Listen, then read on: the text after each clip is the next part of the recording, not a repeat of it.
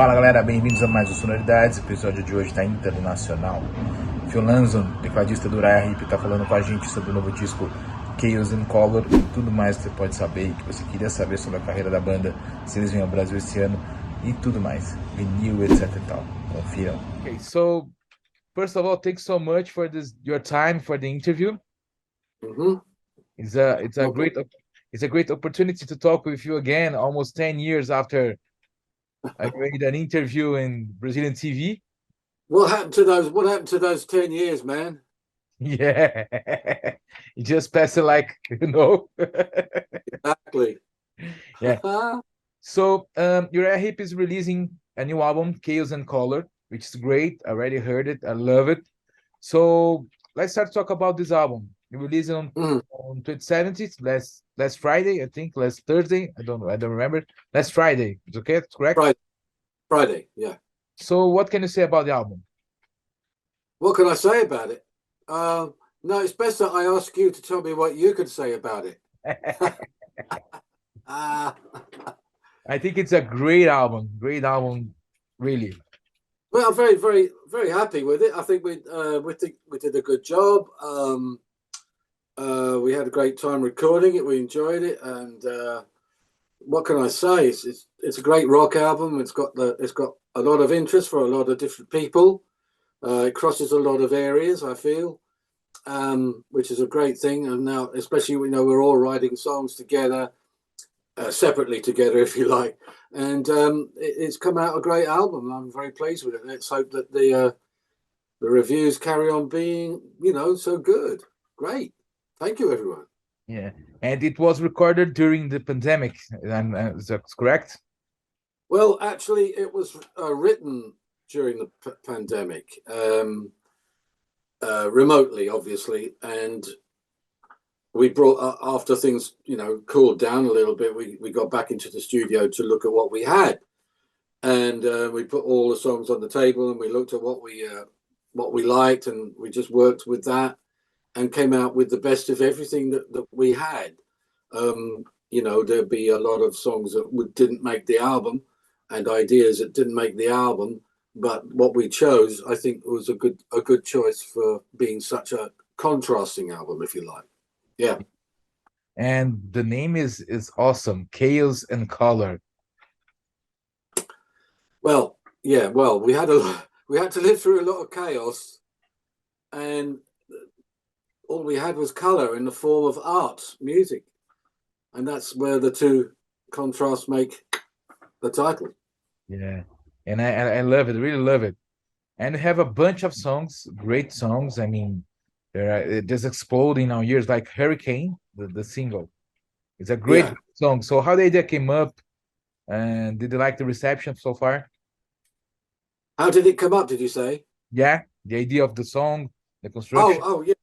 Well, it's Russ and his partner Simon wrote that song, I think with a view to the respect for nature, really, and really that in a nutshell. And with the little film clip we have, I think it's made it come to life even more. It's been a great rock track, and it's an explosive track. I mean, it's like, oh well, yeah, exactly. Well, I think that's the idea. I mean,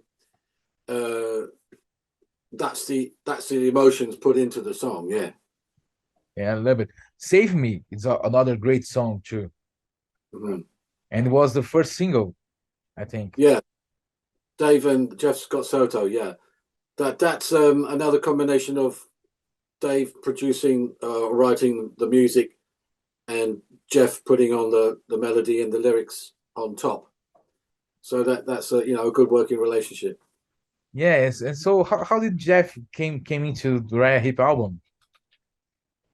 It's not so much Jeff coming into the Uriah Heep album. He recorded the demo for us, and we carried on. We made the single, and that was that. And it was decided to put the demo on as an extra track, as a bonus. So be it as it will. Let's see what happens. And it was real great, real great. And the video clip is also awesome. Yeah, it's interesting. Yeah, that's a lady called Natalie. She did that. It's quite an interesting little angle because it portrays the meaning behind the lyrics, how desperate we were in the time of lockdown, and I think the whole thing comes across great. It's a great rock track and visually good too, which is a bonus. Yeah, it's a great album, great video. Everything is great on this album. The how can I say, the art of the vinyl and the CD is also awesome.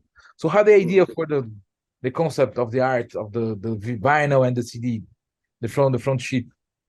Oh, the front. You mean the cover? Yeah, the cover. Well, we gave the idea to various artists. It's like often in the past, we give those ideas to outside people, obviously, because it's best to have another set of ears, a set of eyes coming from a different angle, and they see things differently. And that's why we liked it, because it looks like the title. You're looking at the title, so it works perfectly for that. And it fits well in a time where we are always searching for a little bit of color after the pandemic. Correct. You got it. Yeah. And another thing that comes to our ears and our eyes is that when you start to listen to songs like Fly Like an Eagle, Freedom to Be Free, Save Me as well, is songs that connects with freedom.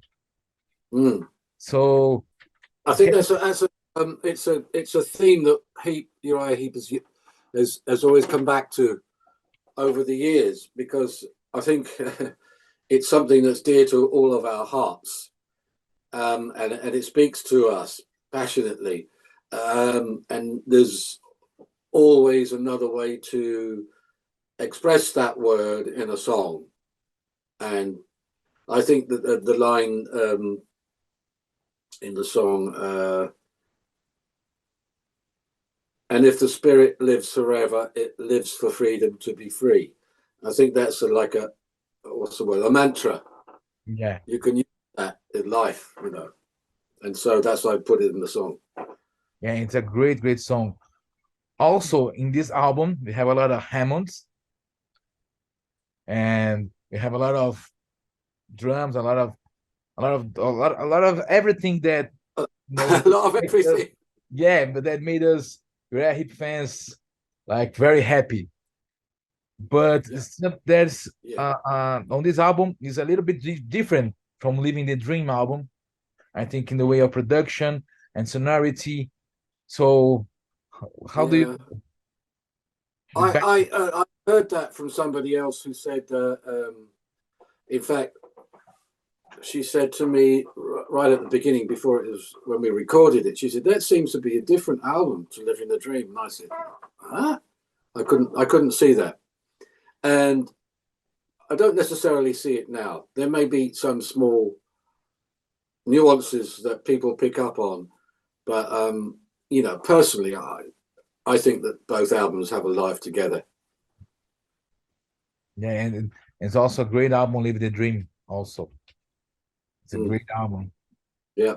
The Uriah Heep fans like me doesn't get disappointed anytime. It don't feel so dirty. It don't feel so complicated. We all got the same goal in mind.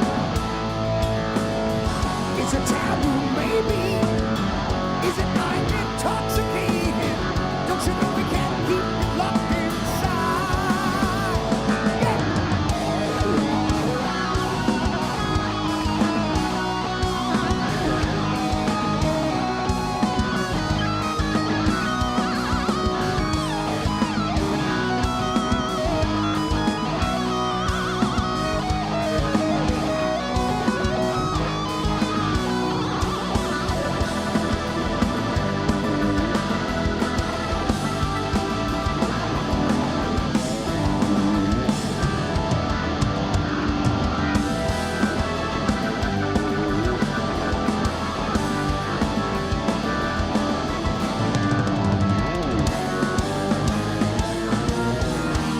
both have a life together, I think, those two albums, and I'm very, very pleased with them. Yeah, and we're living in a time where we have a lot of streaming music. We have a lot of music for streams, and have this vintage thing coming up again, like vinyl, cassette tapes. Everything are coming together now, like like coming together in a kind of new way of art for the young people, and for us, like the old people, like it's about time. So how do you see the vintage part of music and the modern part of music melting together and talking, so to speak? I don't know.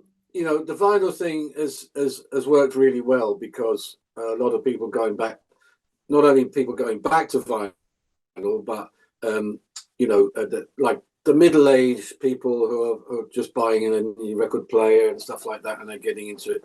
It's a good thing. I think that will be with us for a while, until technology invents a new system beyond the CD, the DVD, and the what's the word for it? What's that printer thing they call now? A 3D printer. Yeah. Where you can make music with a 3D printer. That'll be next. But I don't want to jump the gun. Let the scientists deal with that. Yeah. But it's good to have vinyl. I'm not sure about cassettes. That's a novelty. But we'll see. In countries like China and Thailand, and I think in Britain too, we have a lot of cassettes selling a lot. Well, I have seen them around, but they're not very plentiful. But I'm sure there'll be something happen from there. I mean, what do you do with that little thin tape when it breaks? Yeah, it's not a great idea. Not good design. And one thing that's interesting about Uriah Heep is that the band is on the road for almost 55 years. So how can it still be relevant and releasing a lot of great music, great concerts, and gathering a lot of generations of fans? Well, it's an easy one to answer, because we're musicians and that's what we do. Okay. So you say to somebody who enjoys their work, well, why are you doing it? Because I enjoy it. Yeah. It's simple. And if we didn't enjoy doing it, we wouldn't do it. Believe me. Yeah. But we enjoy what we're doing. And the most important thing to remember is for young bands, young artists who are starting in the world today, it's the toughest business. Apart from the movie business, the music industry is the second worst. It's hard. Believe me, there are no ways out. But if you do have passion in what you do and you love what you're doing, those two things will help you at least. But yeah, what you thought about the music industry, it's totally correct. Yeah.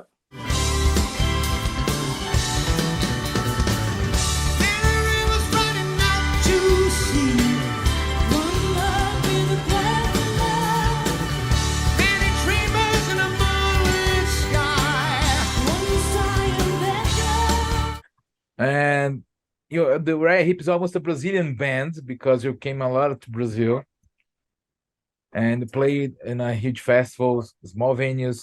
So what you can say about the Brazilian times?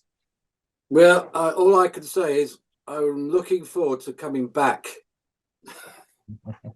And I'm hoping that we can arrange a South American little tour sometime this year to promote the album. That's what we ideally like to be doing. It's been a few years since we've been back, but we really miss it. And hopefully sometime this year, please. Yeah. We'll be cheering and waiting for it, because Uriah Heep here is, people love Uriah Heep here in Brazil. We'll be looking forward to playing some new songs to the Brazilian fans. And have you rehearsed the new tour? Not yet. No, it's too early. We're going to be doing a series of festivals, around Europe, Scandinavia, for from May onwards. During that time, we'll rehearse a new show with some new songs from the new album, and we'll probably tour that towards the end of the year. Yeah, that's great. That's great. Fingers crossed, Brazil. Yeah. And what other thing that I like in Uriah Heep is that we have a lot of energy on the songs, on the stage. I mean, Bernie is like a hurricane himself. And he doesn't seem to get old because he's almost 40 years on the band. I think it's correct. Well, same as me. Yeah, I'm an old fart as well. yeah. And you don't get old, I mean. We don't. We got the younger pill. We take it every day. No, it's just balancing. It's just balancing, like everything. It's like, well, you can't go crazy every day of your life. You have to pull it in a little bit and just chill, take it easy, be as healthy as you can be, and that's all you can do. Yeah, that's correct. To get old well is like take it easy. I'll tell you what. It's funny you should say that, but we human beings are beginning to live a lot longer. Yeah. Who knows? We might be in the 90s and carrying the little frame that you walk with, eh? And one thing that is interesting, I was reading some articles, and one just came to my mind that it says like the rock and roll wouldn't be the same without Uriah Heep. Do you think that Uriah Heep wouldn't be the same without the rock and roll? Without the rock and roll. There probably wouldn't be a Uriah Heep if rock and roll didn't exist. It's very interesting, though. You have to look back to the late 50s, 56, from 1956 onwards. If you look at the growth of rock and roll and what it did to the rest of the world's music, all the way up to today, it's fascinating. And really, it's a genre that will be around for a long time, I think. And yes, you're probably right. If it wasn't for rock and roll, there probably wouldn't be a Uriah Heep as we know it. Yeah. Or there would be a Uriah Heep jazz band. It's a great thing to see, I think. Yeah. Or opera. Yeah. The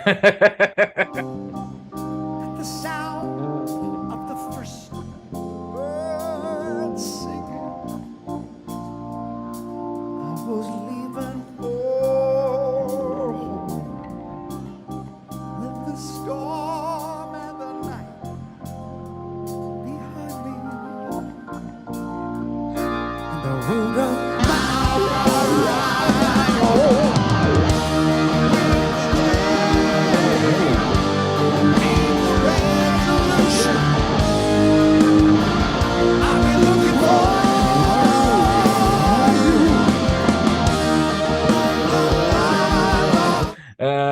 So Phil, this is a kind of tricky question about rock and roll.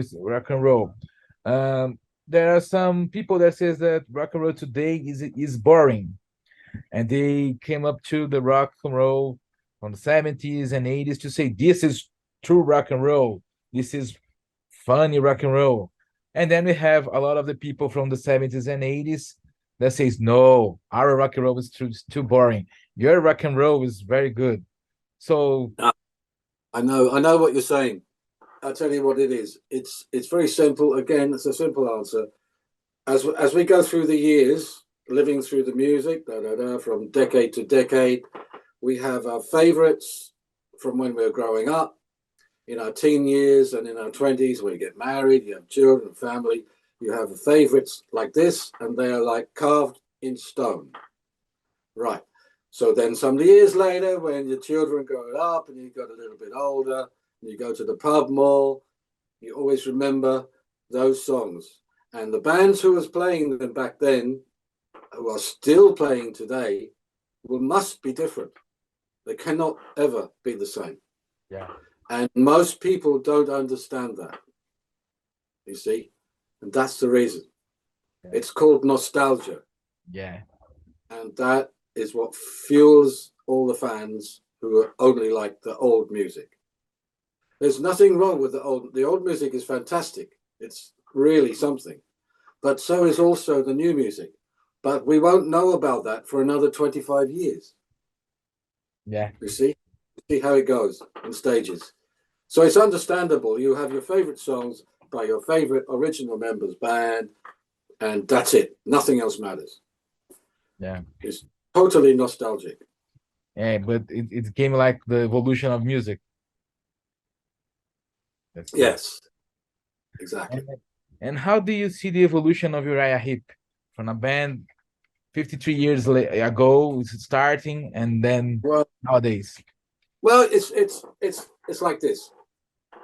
At some point, we won't be around, but there'll be somebody else in using the name Uriah Heep. A long way from now, in the distance. Who knows? But that's what will happen. It's the same with every band, like the Stones. It'll be the same. When they all gone, there'll be a Rolling Stones from the future. Yeah. And so it goes around and around. Go and go and go. Yeah, that's correct. So Phil, I have only more 2 questions for you, if it's okay.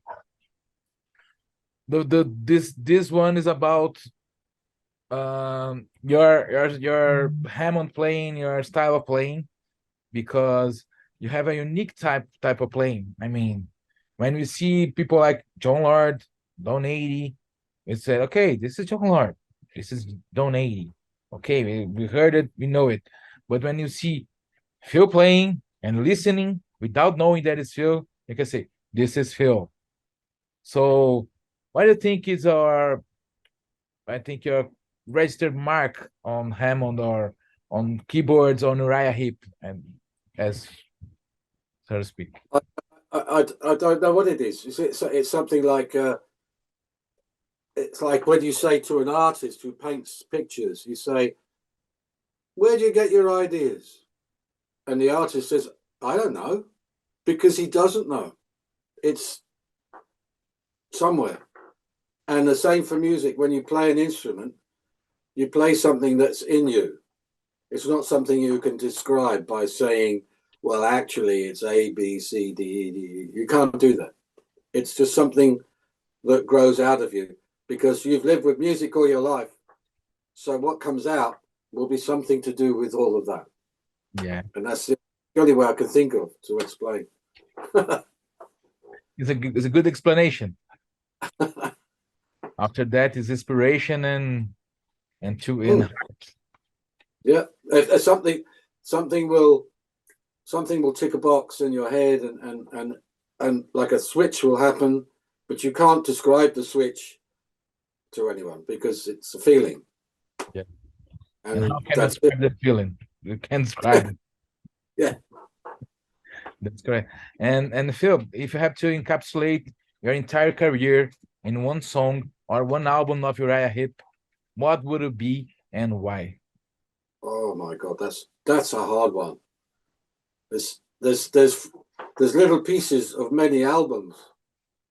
I couldn't say one album complete.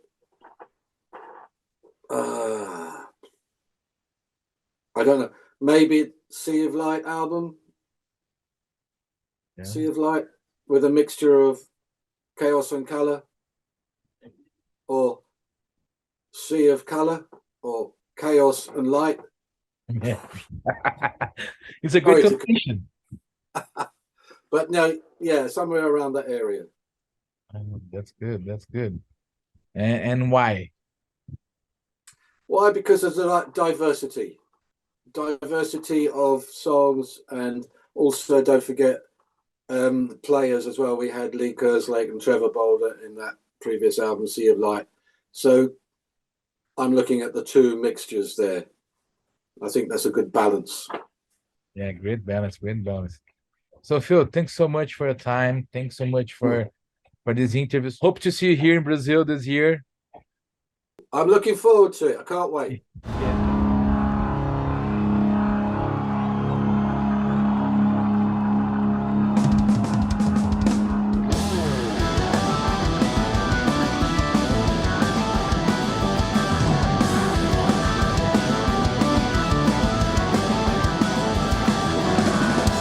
Take a look inside my sexual brain. What's in your head go? Screaming to submission, no desire, a masquerade. The best of times will ever know. I want more than reality, sympathy, desperation, the sky. Raised by heaven, testify your soul and we'll begin. Taste my heaven, succumb to your desires and your sin. Come arise me with your physical terrain. You won't leave this night alone. Feed into my hunger, realize I'm not afraid. Don't disguise what I bestow. I see you melting gradually. Come to me. The best of times is all I know. Oh, raised by heaven, testify your soul and we'll begin. Taste my heaven, succumb to your desires and your sin.